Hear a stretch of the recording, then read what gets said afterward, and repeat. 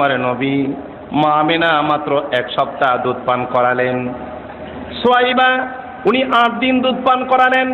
অন্যান্য দাত্রীরা মিলে মাত্র 1 মাস আমার দিনের নবীকে দুধ পান করালেন। কিন্তু আমার নবীকে কে দুধ পান করাবে? যুগের দস্তুর ছিল মা সন্তান জন্ম দিত, ধাত্রী মায়েরা সন্তানকে দুধ পান করাইতো। কিন্তু আমার নবী পৃথিবীতে আগমন করেছে, আল্লাহর বন্ধুকে কে দুধ পান করাবে? কার কপাল খুললো?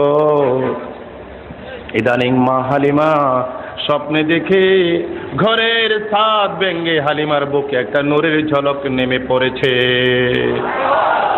হালিমার দিন যায় রাত যায়, হালিমার একটি মাত্র চিন্তা, আমার ঘরের ছাদ ভেঙে আমার বুকে একটা নূরের ঝলক পড়ল, আমার স্বপ্ন বাস্তবে রূপ দেবে কবে? কিন্তু নিয়ম আছে, তায়েফ থেকে ধাত্রীরা মক্কাতে যায়, ধনী ধনী মানুষের ছেলেবেলে কালেকশন করে টাকার বিনিময়ে এরা নিয়ে যায়, এরা টাকা পয়সা পায়। আজ তায়েফের ধনী ধনী ধাত্রীরা আদের তাজা তাজা ওট দিয়ে এরা সাওয়ারি করে এরা চলে গেল আগে আগে মক্কায়। কিন্তু মা হালিমার শরীর দুর্বল, উটনিটাও দুর্বল, ভালো চলতে পারে না। হালিমার আগের একটা সন্তান মায়ের থেকে একটা ফোঁটা দুধ ভিক্ষা চেয়ে পায় না, মায়ের স্তনটা শুকিয়ে গেছে। হালিমা সবার পরে মক্কা নগরে গিয়ে হাজির হয়ে গেল। হালিমা তাকেই দেখে আগের ধাত্রীরা ধনী ধনী মানুষের ছেলে মেয়েদের কালেকশন করে নিয়ে গিয়েছে। এইটা নবীজির দাদা বাফারা মুহাম্মদ সাল্লাল্লাহু, দাদার কোলে আল্লাহর হাবিব, রাস্তার পারে আব্দুল মুতালিব দিনের নবীর কোলে নিয়ে রাস্তার পারে দাঁড়িয়ে রয়েছে। কত ধাত্রী এই পথ দিয়ে যায়। আব্দুল মুতালিব ডাক দেয়, আমার এই বাচ্চাটা তোমরা নাও, দুধ পান করাও। ধাত্রী প্রথম প্রশ্ন করে, এই সন্তানের বাপ আছিনি? যখন আমি বলি বাপ নাই, কোন ধাত্রী আর এদিকে মুখ ফিরায় না। আর এই সারাদিন চলে যায়। আল্লাহর বন্ধুকে কোলে নিয়ে আব্দুল মুতালিব তো রাস্তার পারে দাঁড়িয়ে আছে, কোন ধাত্রী স্বীকার করে না।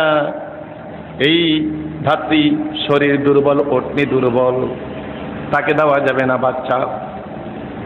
এরপরে অন্যান্য দাত্রীরা তো বড় বড় মানুষের বাচ্চা কাচ্চা নিয়ে গেল, বাপ হারা সন্তানকে নিতে চায় না, টাকা পয়সা পাবে কি পাবে না তাদের চিন্তা। বিকাল হয়ে গেল, আব্দুল মুতালিব নবীজিকে এতিম নবীকে কোলে নিয়ে দাঁড়িয়ে রয়েছে। হঠাৎ করে দেখা যায় এই পথ দিয়া মা হালিমা কোনো বাচ্চা পায় না, মাহরুম হইয়া সুকাম্বিত অশ্রুসিক্ত নয়নে আবার ফিরে রওনা করেছে ওই তায়েফের দিকে। আব্দুল মুতালিব তাকে দেখে একটা মহিলা, কে তুমি? কে গো তুমি? আমি ধাত্রী। কি নাম তোমার? আমার নাম হালিমা। হালিমা গো, কত ধাত্রী এই পথ দিয়ে গেল, আমার নাতিরে কেউ গ্রহণ করে না গো হালিমা, একটু দাঁড়াও দাঁড়াও। হালিমা কয়, কেন আপনার নাতিরে ধাত্রীরা গ্রহণ করে না? ওই এতিম বলে তাকে কেউ নিতে চায় না।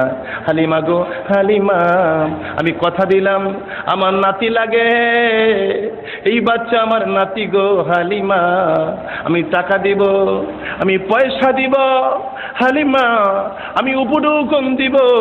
আরেকটা কথা তোমার জানাই দিলাম গো আমার হালিমা, আমার নাতি যদি বকে নিতে পারো তোমার কপাল খুলে যাবে। বলেন মা হালিমা বলে, আব্দুল মুতালিবের কথায় আমার মনটা ঘুরে গেল। আমি হাত দুটা বাড়িয়ে দিলাম, কই আপনার এতিম নাতি, কই আমার কোলে দেন।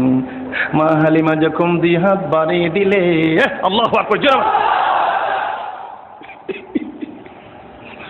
মা হালিমা যখন 2 হাত বাড়িয়ে দিলেন, আল্লাহর বন্ধু শিশু মুহাম্মদ সাল্লাল্লাহু আলাইহি সাল্লাম হাসতে হাসতে মায়ের বুকে লাফ দিয়ে জড়িয়ে ধরলে। হালিমা বুকে জড়িয়ে ধরেছে। হালিমা কয়, পৃথিবীর মানুষেরা রে, আরে এটা কেমন বাচ্চা! আমি যখন তাকে বুকে জড়িয়ে ধরলাম, আমার আগের বাচ্চাটা এক ফোঁটা দুধ ভিক্ষা চেয়ে পায় না, আমি যখন তারে আমার বুকে জড়িয়ে ধরলাম, এটা কেমন বাচ্চা! আমি যখন বুকে নিলাম, আমার দুইটা দুধ স্তন গর গর গর গর করে দুধে ভর্তি হতে যা লাগলো। কি ব্যাপার, এটা কেমন বাচ্চা, কেমন সন্তান! আমার সন্তান এক ফোঁটা দুধ ভিক্ষা চেয়ে পায় না। এখন দেখি আমার শুষ্ক প্রায় বাট এই দুধের স্তন গড় গড় করে ভরে উঠল। আমি বুকটা ভরে গেল। আমি যত বাচ্চা জীবন নিয়েছি আমার বুকের মধ্যে, কোনোদিন আমার বুকটা ভরে না। আমি যখন বাচ্চা মোহাম্মদকে কোলে নিলাম, আমি দেখি আমার বুকটা ভরে গেছে। আমার দুইটা স্তন দুধে এত ভরে গেছে, আমার দুইটা স্তন টান টান হয়ে গেছে। আমি তাকে দেখি, আমার উটনি কই? উটনি তো হাঁটতে পারে না, দুর্বল। আমি পেছনে তাকেই দেখি, আমার দুর্বল উটনিটা একটা জোয়ান হরিণীর মতো চকবক করে চারদিকে চায়।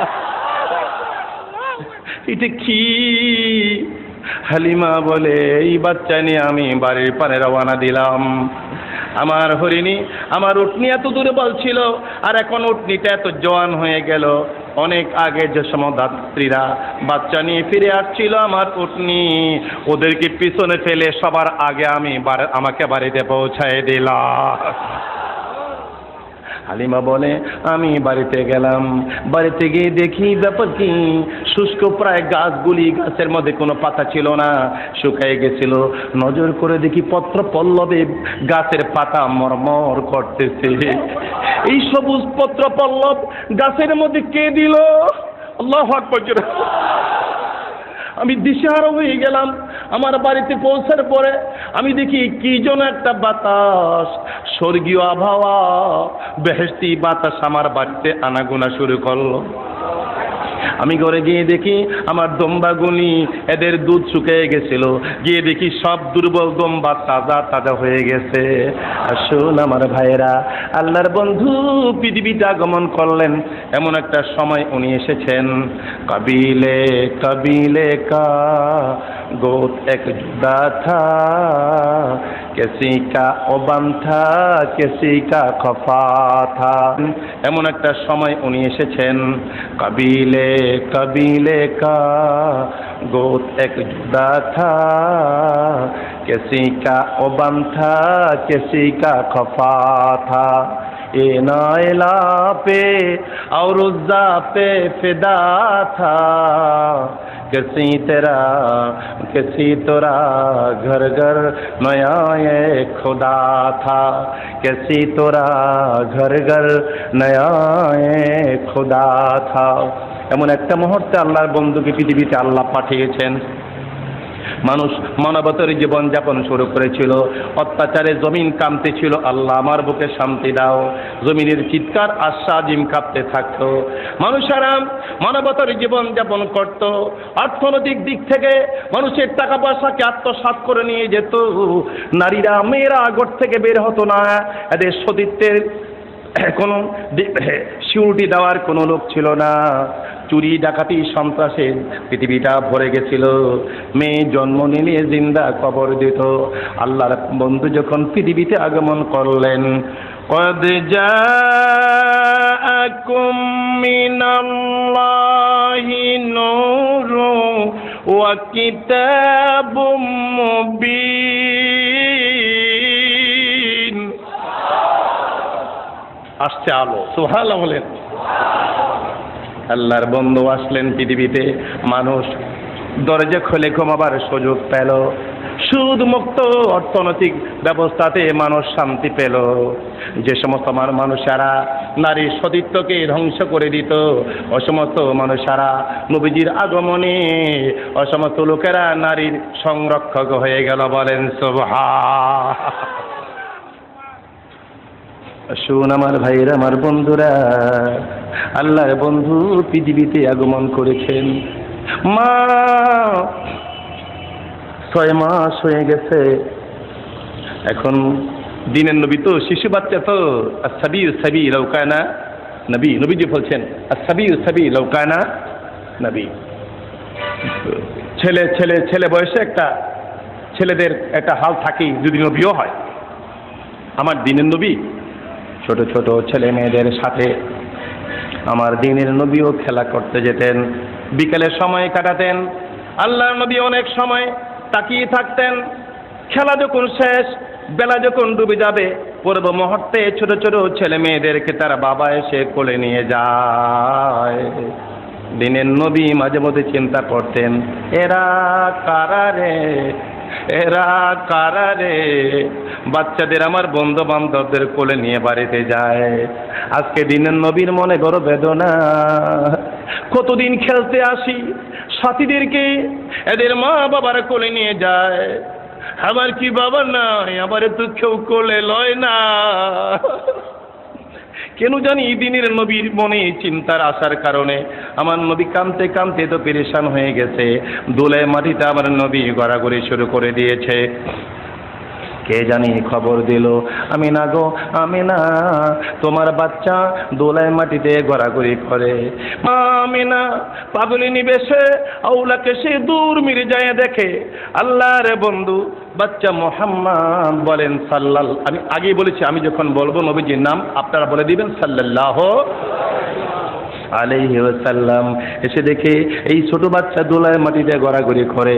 আমিনা বলে, বাবারে কি হয়েছে রে মোহাম্মদ,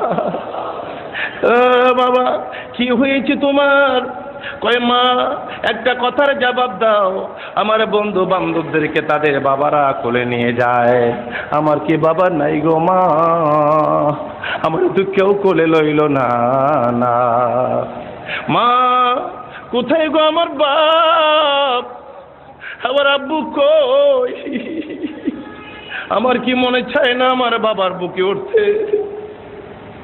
মা ফাতেমা সান্ত্বনা দিলেন, তোমার বাবা সিরিয়াতে বাণিজ্য করতে যাইয়া অসুস্থ হয়ে পড়েছিল, ওই মদিনার এলাকায় মামার বাড়িতে যখন উঠেছিল, এরপরে তোমার বাবা আবওয়া নামক স্থানে সেখানে মৃত্যুবরণ করলে তোমার আব্বারে সেখানে কবরে দাফন করা হয়। দিনের নবী মানে না মা, আমাকে নিয়ে চলো না, আমি আমার আব্বা কোন জায়গায় শুয়ে আছে আমি আমার বাবার কবর জিয়ারতে যাই।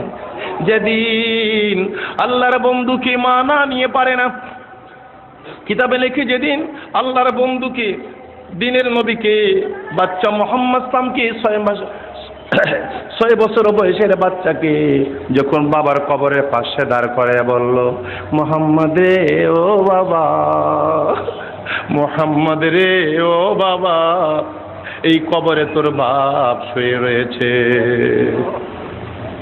দিনের নবী চোখের পানি ছেড়ে কাঁদে, বাবা গো, পৃথিবীর কত সন্তানেরা তার বাবার কোলে উঠল, কত বাবা তার বাচ্চার গালে চুমা খাইল গো বাবা। ও বাবা, আমি তোমার সন্তান, তোমার কবরের পারে দাঁড়িয়েছি, তুমি উঠে একটু আমার কোলে লও। কিতাবের হাসিয়ায় লিখে লেখক তার মনের ভাব প্রকাশ করে বলে, হয়তো বা তখন নবীজির আব্বা কবর থেকে চিৎকার মারে বলতেছিল, কবরের মাটি রে দুই দিকে সরে যা, আমাকে একটু সুযোগ দে, আমার বাবারে আমার বুকে লইয়া আমি দুটি গালে চুম্বন খেয়ে দেই। মা তো আর সেখানে থাকে না, মোহাম্মদ সাল্লামকে নিয়ে চলে আসলেন, মক্কার দিকে রওনা দিলেন। প্রতিমধ্যে মাও হারাইলেন, মাও ইন্তেকাল হয়ে গেল। এক তো এতিম বাবা নাই, রাস্তার মধ্যে দিনের নবী মা হারাইছে।